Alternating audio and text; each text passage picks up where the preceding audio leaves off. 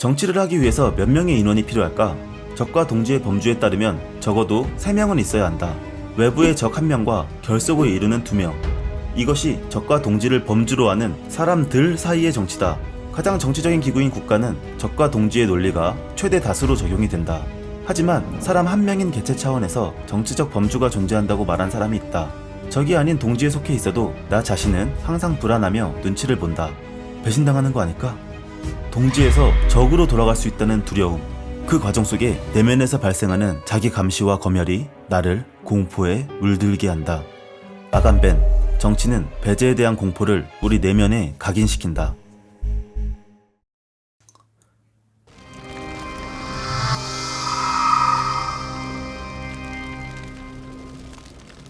아간벤의 정치 철학. 1942년 4월 20일 이탈리아 로마에서 태어난 조르조 아간벤. 그는 이탈리아의 철학자이자 비평가, 미학자이며 지금 세계에서 뜨겁게 논쟁되고 있는 가장 트렌디한 철학자 중 한 명이다.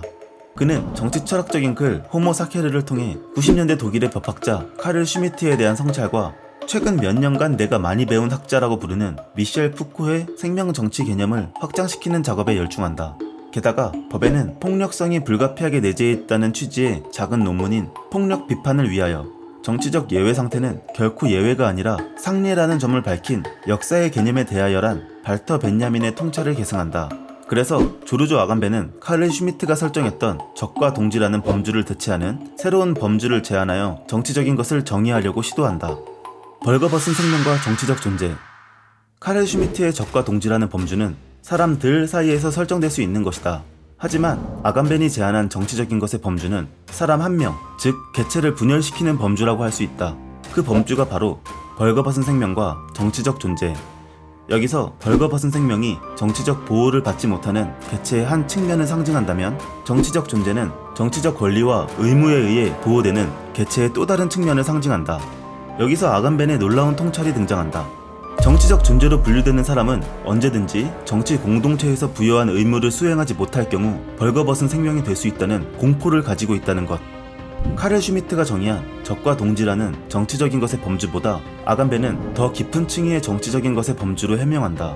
즉, 적이 아닌 동지에 속해 있어도 정치적 존재는 자신이 벌거벗은 생명이 될 수 있는 미래에 대해 항상 불안할 뿐이다. 동지에게 미움받기 싫어!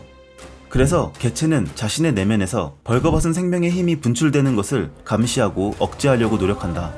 누구누구 대리는 너무 고지식한 것 같아. 구누구누 씨도 그렇게 생각 안 해? 좀 그런 감이 있죠? 직장 동료의 험담을 억지로 공감하는 회사원처럼 저기 지우개에 떨어 야! 친한 척 말 걸지 마! 왕따가 되지 않기 위해서 스스로 먼저 왕따를 공격하는 아이들처럼 권력에 의한 자기 감시 혹은 자기 검열이 바로 이런 방식으로 작동하게 된다. 고대 민주주의와 근대 민주주의. 고대 그리스의 도시국가인 아테네를 중심으로 시작된 정치체제, 바로 고대 민주주의의 시작인 아테네 민주주의다. 고대 그리스에서는 폴리스라는 정치 공동체에 속할 수 없었던 사람들을 조회라고 불렀다. 반면 정치 공동체에 속했던 사람들은 비오스라고 불렀다. 공동체 외부의 조회, 즉 벌거벗은 생명과 공동체 내부의 비오스, 즉 정치적 존재 사이에 그어져 있었던 적대관계는 조회를 위협하고 비오스 간의 결속을 근간으로 민주주의 체제를 유지할 수 있었다. 비오스만 투표할 수 있다. 입법과 행정에 대한 결정이 유권자의 투표에 의해 결정되는 제도는 근대 민주주의와 비슷하지만 평등하지 않은 고대 민주주의의 양식은 일반적으로 노예제대의 다양한 흐름 중 하나라고 여겨진다. 우리가 익숙하게 생각하는 근대 민주주의는 조회까지 포함할 수 있는 평등이란 가치를 기반으로 한다. 우리도 인권이 있다. 모든 인류는 평등하다. 공동체에 속하지 못한 사람이 목소리를 낼 수 있는 정치체제. 공동체 외부의 존재에게 적대적 위협을 기반으로 성립될 수 있었던 고대 민주주의와 달리 근대 민주주의의 평등이란 이념은 벌거벗은 생명, 즉 정치 공동체에 속하지 않는 사람들 또한 정치적 존재에 대해 발언권을 행사함으로써 정치가 이루어진다. 민주주의는 틀렸어. 만약 근대 민주주의에서 추방되어 벌거벗은 생명이 된 사람이 있다. 그 사람이 근대 민주주의에 대해 비판의 목소리를 낸다면 근대 민주주의는 결코 체제의 위협을 느끼지 않는다. 독재 시절에는 저 사람 바로 잡혀갔어. 오히려 목소리를 크게 낼수록 공동체에 속하지 못한 사람이 목소리를 낼 수 있는 정치 체제라는 기존의 체제 작동 방식을 더욱 공고히 할 뿐이다. 이것이 근대 민주주의가 작동하는 결정적인 방식이며 평등이란 이념의 정치적 설명이다. 우리가 벌거벗은 생명에서 투쟁하여 정치적 존재라는 권리를 갖게 되었다. 우리가 피땀 흘려 이뤄낸 정치적 존재인 만큼 다신 벌거벗은 생명이 되지 않도록 하자. 스스로 투쟁하여 이뤄낸 정치적 존재라는 권리는 벌거벗은 생명이 되지 않겠다는 구분을 명확히 한다. 이렇게 그들 스스로가 설정한 정치적인 구분은 내가 선택한 정치적 존재다. 악으로 깡으로 유지해라.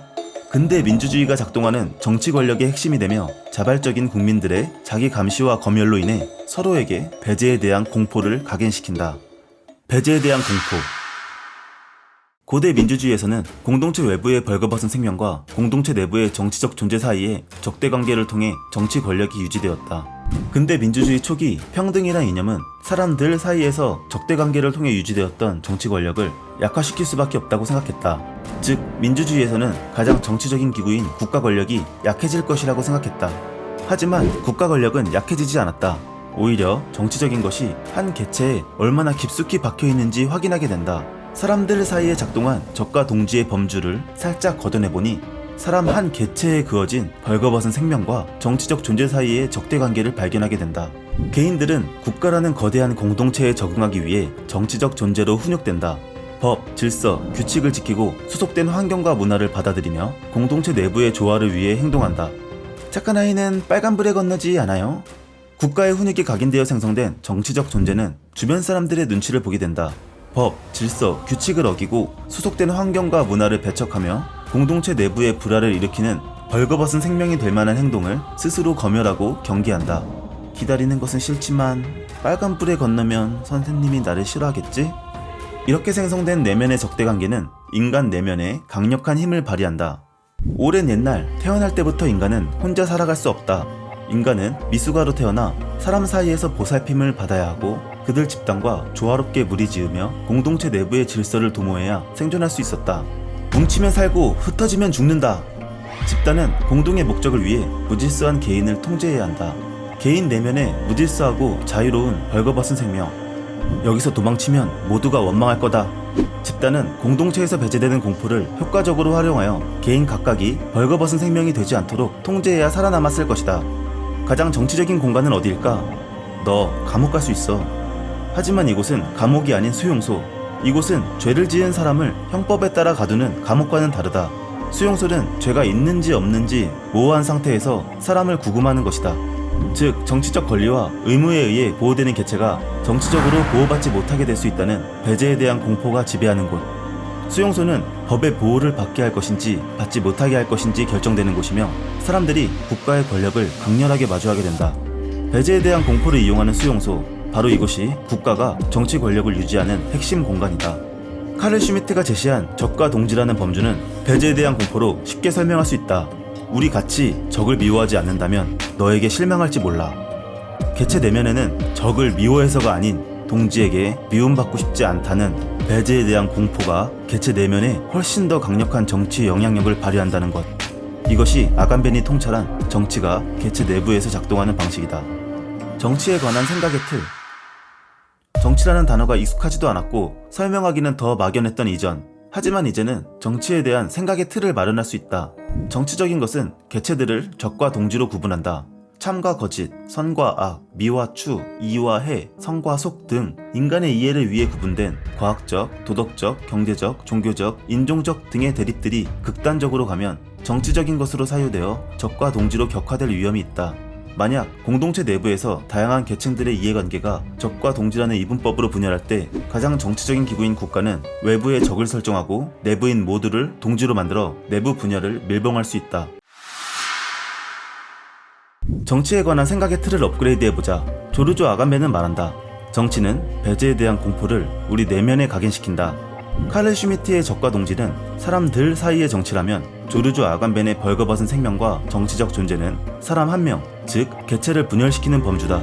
벌거벗은 생명은 정치적 보호를 받지 못하는 개체의 한 측면을 상징한다면 정치적 존재는 정치적 권리와 의무에 의해 보호되는 개체의 또 다른 측면을 상징한다.